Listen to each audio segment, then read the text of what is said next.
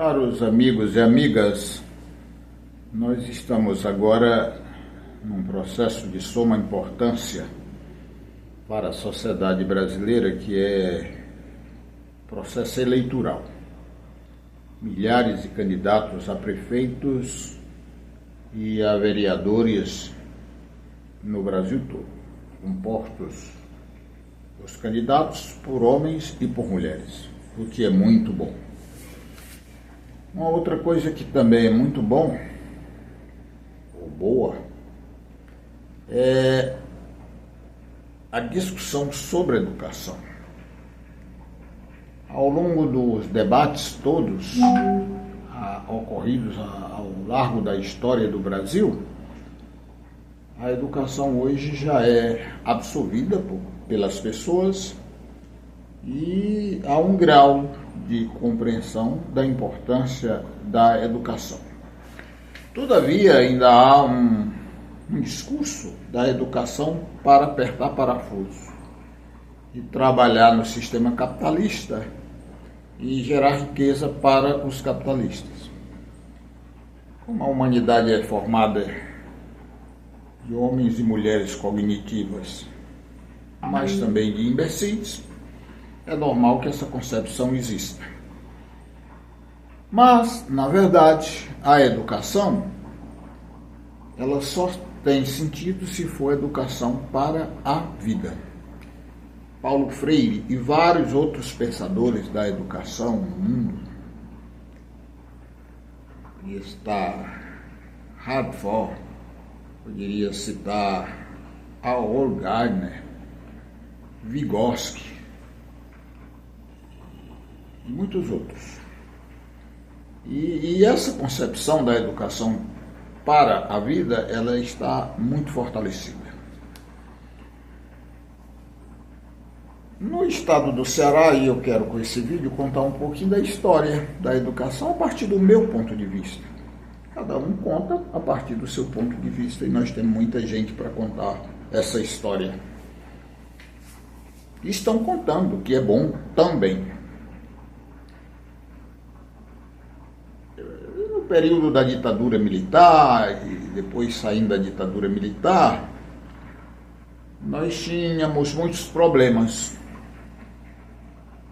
O servidor público, por exemplo, antes da Constituição de 1988, não podia participar de sindicato. Portanto, milhares de trabalhadores e trabalhadoras da educação não tinham um sindicato. Não gozava desse direito de ter um sindicato para defender os seus direitos fundamentais e econômicos. Quando veio o fim da ditadura, ou seja, nós demos um salto da infame ditadura para a democracia e tendo como marco a Constituição do Brasil de 1988, aí foi possível fundar sindicato no serviço público. Eu, particularmente, fundei vários sindicatos de servidores municipais, porque na época eu fazia parte da CUT, digo como direção, porque ainda hoje eu defendo os princípios que a CUT defende desde o seu início. O Sindicato dos Têxteis, trabalhadores da indústria de fiação e tecelagem do Ceará, estava na mão dos pelegos. E um grupo de companheiros fez uma oposição, nós ganhamos a eleição em 1988 e eu era presidente a partir daí. Eu não sou um fundador que teorizou, que propôs a criação da CUT, de jeito nenhum.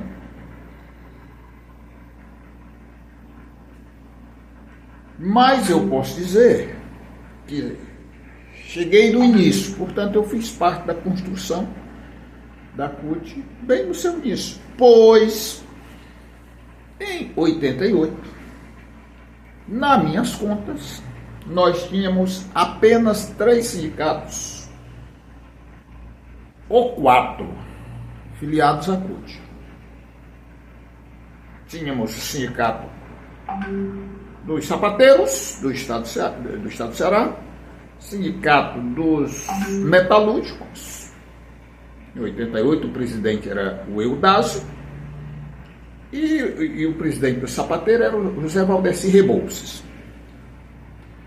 Aí nós tínhamos o sindicato dos comerciários e o sindicato dos telefônicos.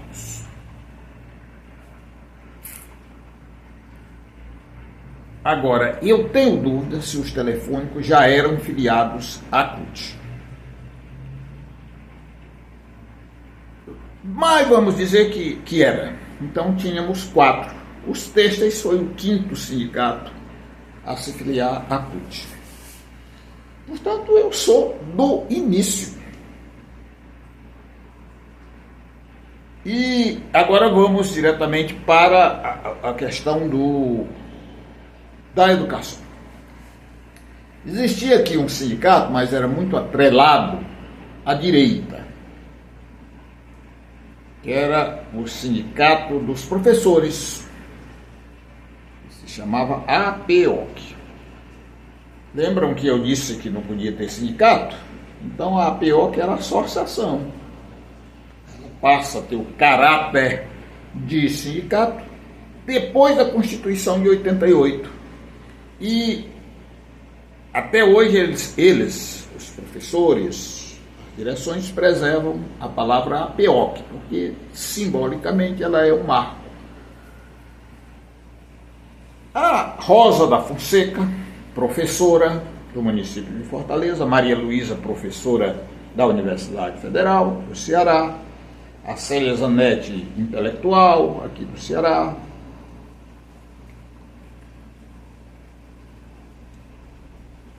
construíram o SINUT, Sindicato Unificado dos Professores. O Jorge Paiva, como também intelectual e pensador, evidentemente fez parte dessa elaboração da construção desse sindicato, rompendo com a APOC, porque, segundo a Rosa mesmo dizia em muitos discursos, que a APOC era um instrumento de traição de classe. Na época, entendam as palavras colocadas no tempo e no espaço.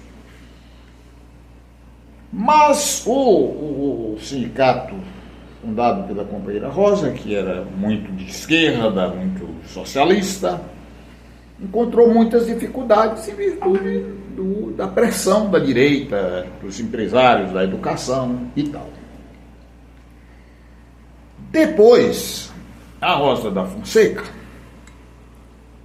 ela, a partir de uma discussão feita de estudos teóricos, eles chegam à conclusão de que sindicatos, partidos políticos e outras organizações, por exemplo, eram apenas caixas para encalacrar as pessoas em uma ideia que, para essa concepção, que hoje é sustentada pela crítica radical, é inválida, porque não emancipa a humanidade. Sendo assim, a Rosa deixa de fazer a militância dela, que era muito forte, muito autêntica, muito sincera, e sai, portanto, da construção sindical e ficou o SINUT aí como uma ideia, mas não mais defendido ali pela Rosa da Fonseca, e nem pelo Jorge Paiva, nem pela Maria Luísa. Que em 88, quando eu ganhei as eleições com os meus companheiros, como Maria Bezerra, Graça, Antônio Manuel da Costa o Mendonça, o Oliveira e o Chico, já falei, o Mendonça, não é? Já falei, e tantos outros e outras. Era a prefeita de Fortaleza, Maria Luísa. Na época, a CUT tinha vários grupos políticos, entre eles a CUT pela base, que era o mais forte, era o mais robusto, e tinha também a articulação, que fazia parte desse grupo, ainda hoje existe essa denominação articulação. Vários outros companheiros também fizeram muita história e lutaram.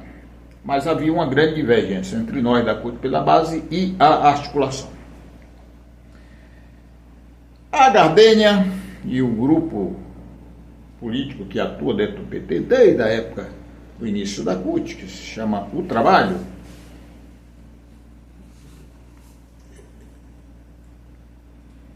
passam a fazer um trabalho político dentro do Sindiúti.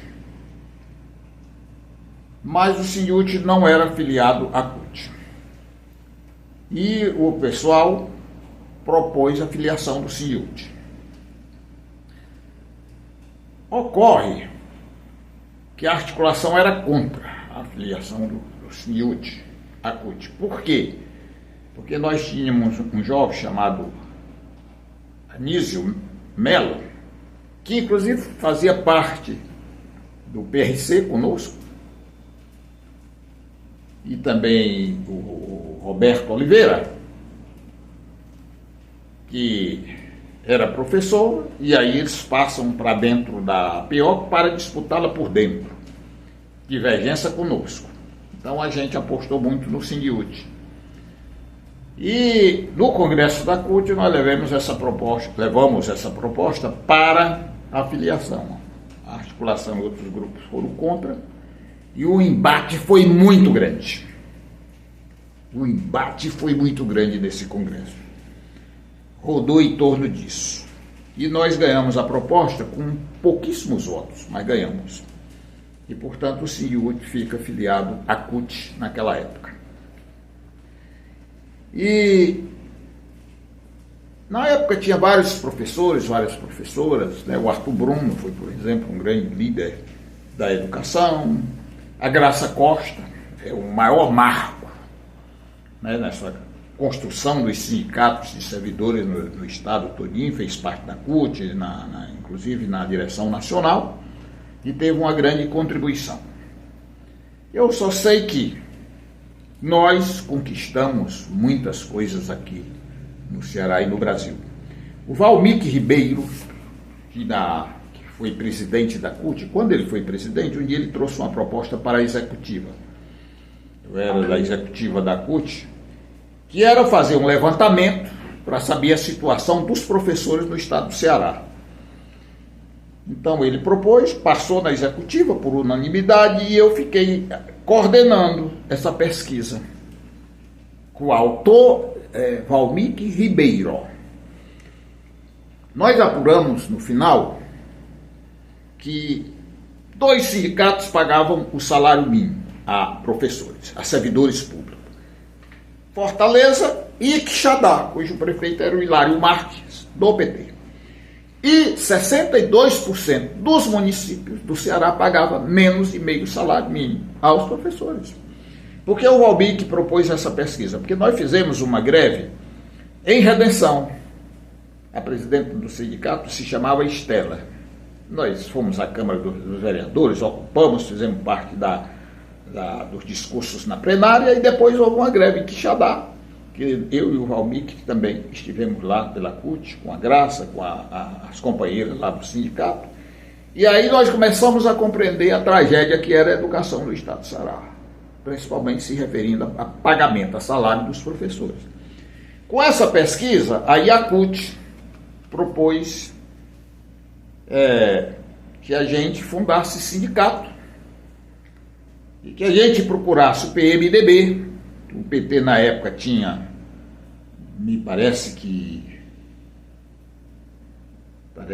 7 vereadores do estado do Ceará, 7. mas o PMDB tinha vários. Aqueles que defendiam a educação que a gente procurasse, a ideia era fazer audiências públicas, e fizemos várias audiências públicas no estado de Ceará. Eu participei de muitas, a CUT participou. A CUT se dividia para participar dessas audiências, e os vereadores do PMDB realmente ajudaram muito nessa construção, né, de fazer audiência pública, e a fundação do sindicato. Por isso eu disse que eu fui a vários municípios fundar sindicatos.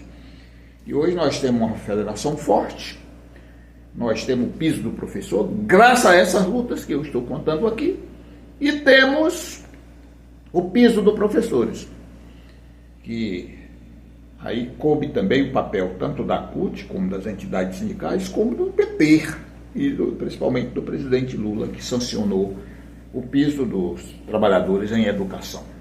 Hoje um professor pode ser considerado um trabalhador que trabalha em condições decentes, mas antes trabalhava como miseráveis. Mas, ao mesmo tempo, é miserável economicamente, mas ao mesmo tempo heróis e heroínas do Brasil, porque eles enfrentaram as trevas para garantir a educação como um elemento transformador e transformador do homem através do desenvolvimento humano. E hoje vários companheiros e companheiras, inclusive da esquerda, estão defendendo a educação. Guilherme Sampaio é um deles, é presidente do PT atual, chamado costumeiramente como deputado da educação. Várias outras companheiras que são hoje candidatas a vereadoras têm falado disso. O doutor Vicente fez um bom discurso acerca da educação e está muito comprometido com a educação e também com a saúde, que é a área dele, porque ele é médico psiquiatra. De modo que essa eleição deve dar uma boa contribuição à educação, que é um meio de transformação da humanidade. Que coisa boa.